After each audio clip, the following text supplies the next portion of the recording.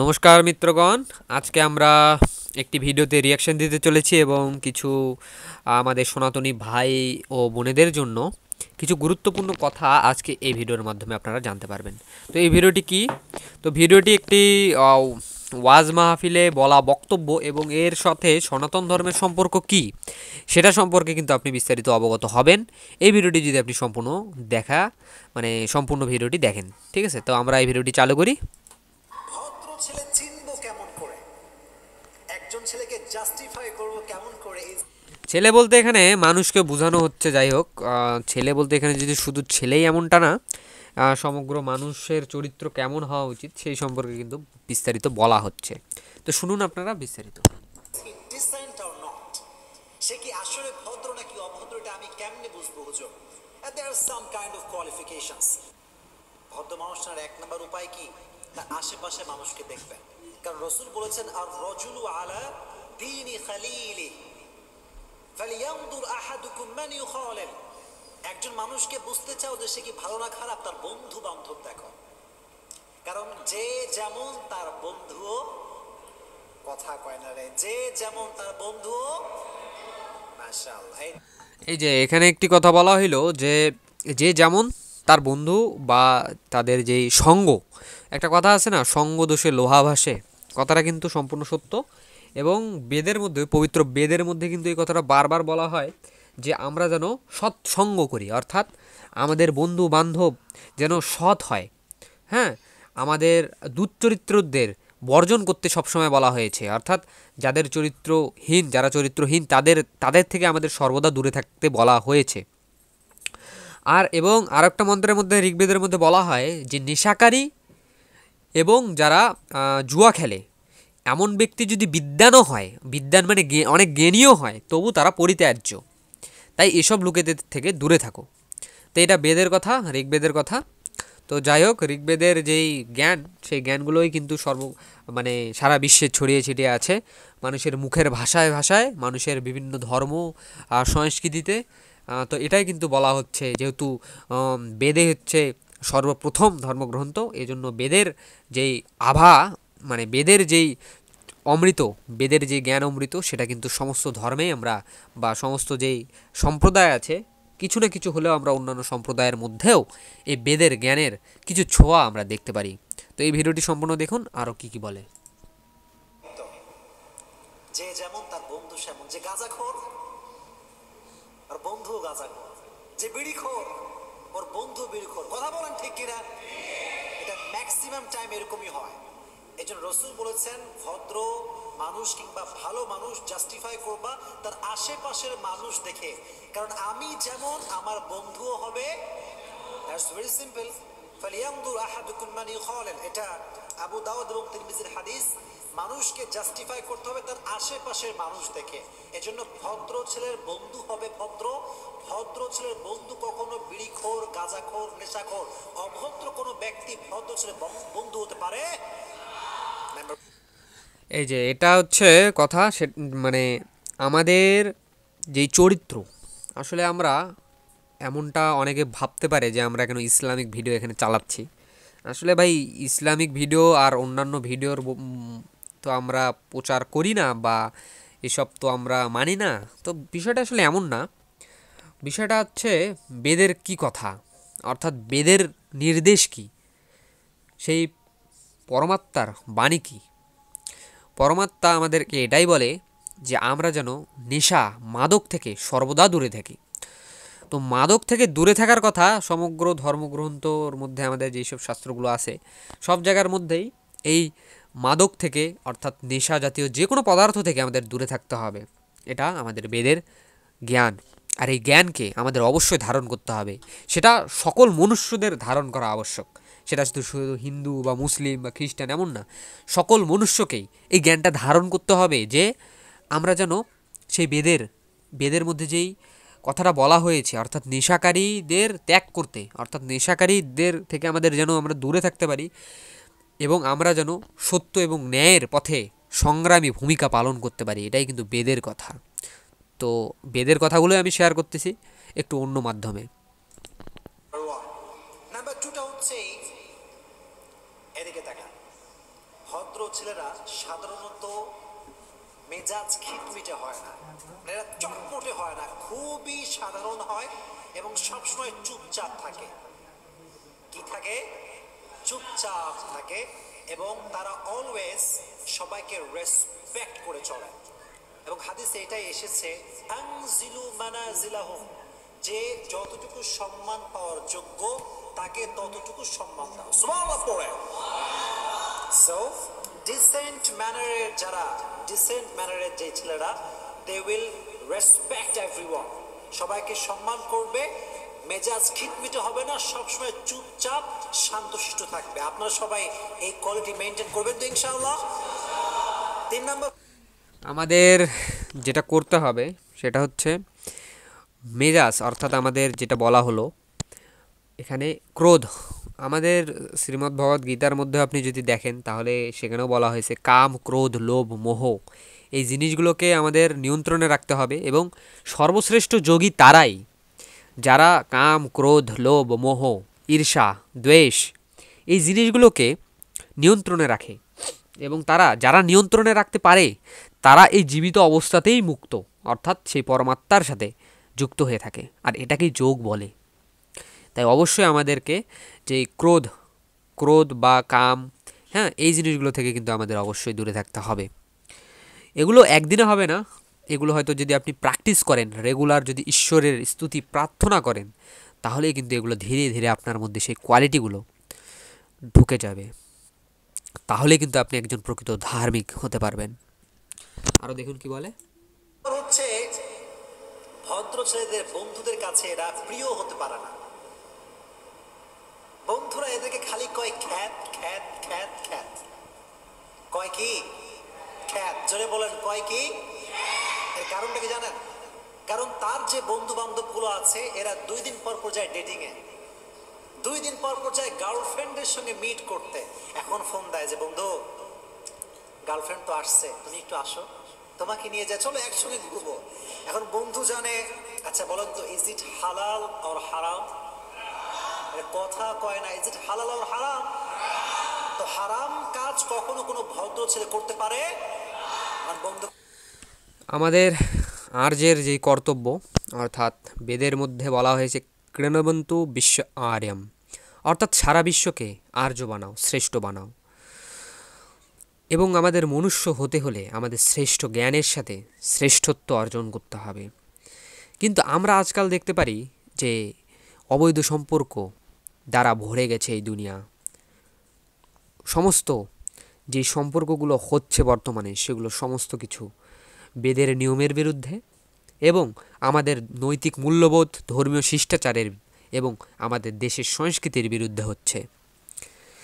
তো এই জিনিসগুলো থেকে যদি আমরা দূরে থাকি তাহলে কিন্তু আমরা একজন প্রকৃত মানুষ হিসেবে গড়ে উঠতে পারবো। তো এটাই কিন্তু এখানে বলা হচ্ছে।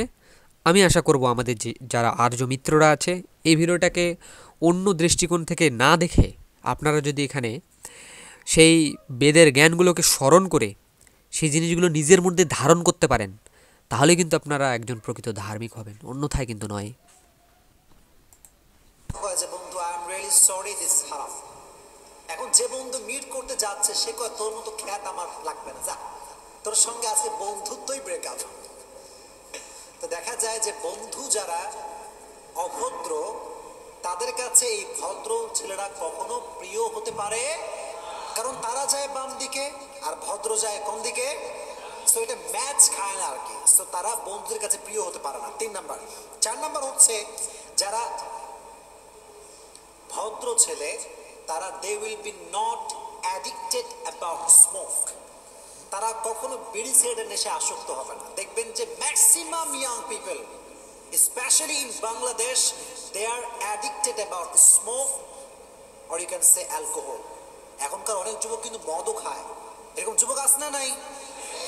ভদ্র ছেলে কখনো মদ পান করবে না, কখনো কোনো প্রকার কোনো নেশার সঙ্গে জড়িত থাকতে পারে।